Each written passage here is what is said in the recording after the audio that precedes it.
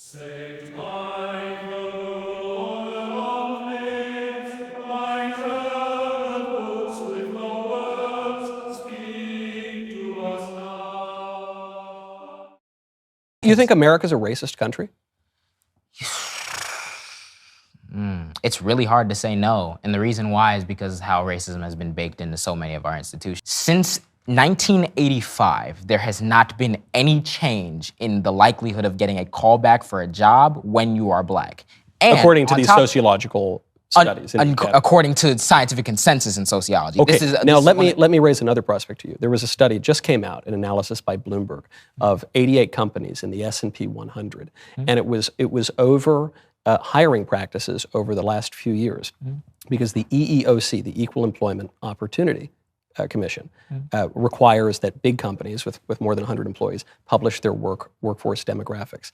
And over the last couple of years, 94% of people who have been hired for a job for any of those companies have been persons of color, which is pretty crazy because the country is 60% white, which means the only way they could have arrived at that number is by actively discriminating against white applicants and giving an advantage to persons of color. I'm going to assume that, I can't even assume that your numbers are 100% correct. They totally are. Are they? You can Google it You're right going now. to trust me that I'm going to look it up and it's going to say the 94% of people hired for a job at these few corporations. Not few, it's 88 of the top of the S&P 100. We're just talking about the biggest companies in America. We're saying that the workforce, 94%. Of the new hires, yeah. 94% of the new hires. How many new hires?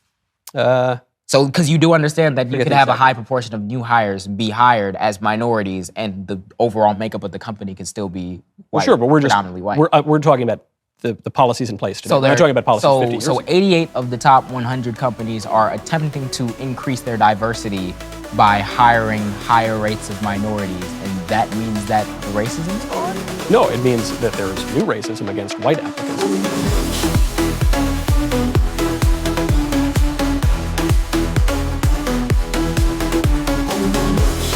Michael Knowles, there was a strange survey came out from YouGov, a poll, saying that 42% of Democrats blame Donald Trump and the Republicans for the attempted assassination of Donald Trump, which just seemed to me to be a completely absurd finding.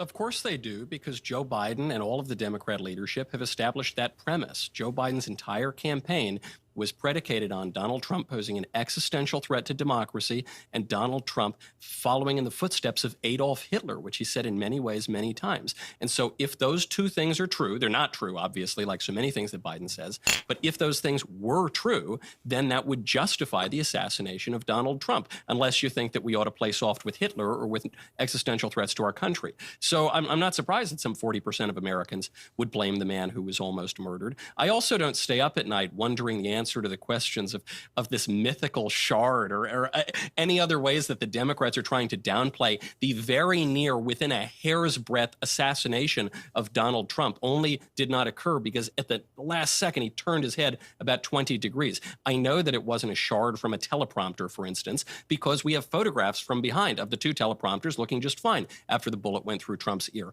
As to why he wasn't immediately whisked off stage, I wonder why he wasn't held back in the holding room when they saw the shooter walking around a long while before the speech. But me, I'm a, just a regular Joe. When I go to a speaking event, they'll sometimes hold me back. I'm not the president of the United States. Mamma mia! That needs an answer. But then when he went down after having been shot, the reason they didn't pull him off is he went down, and he's a pretty big guy. We were hearing earlier that some of these agents couldn't even cover up to his chest. And then Trump himself said, hold on, let me get my shoe on. And he stood up there and he reassured the crowd, which demonstrated incredible political leadership, showed courage literally under fire.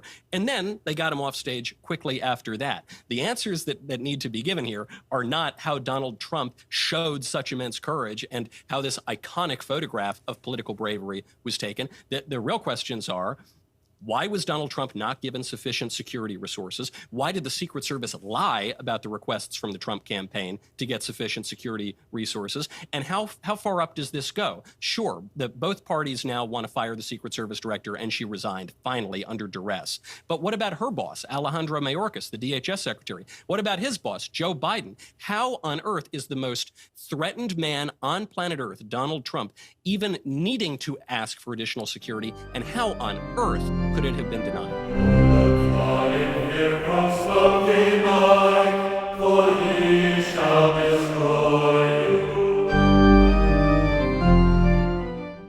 study with me. It's from the European Society of Endocrinology that has found the brains of transgender people both operate and look more like their desired gender rather than the one that they were assigned at birth. The article states, the pattern of brain activation in both transgender and adolescent boys and girls most closely represented that of non-transgender boys and girls of their desired gender. In addition, GD or gender dysphoria, adolescent girls showed a more male-typical brain activation during a visual spatial memory exercise. Finally, some brain structure changes were detected that were also more similar, not identical, to those typical of the desired gender of GD boys and girls. Dr. Bacher, the doctor conducting the research, says, although more research is needed, we now have evidence that sexual differentiation of the brain differs in young people with GD as they show functional brain characteristics that are typical of their desired gender. So then, Mr. Knowles, as established in the 14th Amendment, everybody is entitled to the legal protections as put forth in the Equal Protections and Due Process Clauses. So the interpretation of these clauses can be found in Griswold v. Connecticut, Loving v. Virginia, and Obergerville v. Hodges, the landmark cases enshrining the rights to birth control, interracial marriage, and same-sex marriage. So if the 14th Amendment stands correct, these legal bans on transgender care and their existence in general are therefore viciously in violation of the 14th Amendment. These laws are also not neutral nor generally applicable as required to have a law be constitutional. The precedent can be found in the rulings of the Employment Division, Department of Human Resources of Oregon v. Smith. You know, I fear that I was going to be the only one to give a speech tonight, but I'm glad that I get to attend a speech as well. Mamma mia! I think you've unwittingly accepted a premise that is contrary to the liberal point of view and probably to a polite conversation, which is that men and women have these fundamentally different brains. And so if you're saying that men and women are distinct categories, and for that reason perhaps we ought to do away with some of the lies of the feminist movement and some of the lies of the homosexual rights movement, that's fine by me. But I think that these claims are a little bit dubious.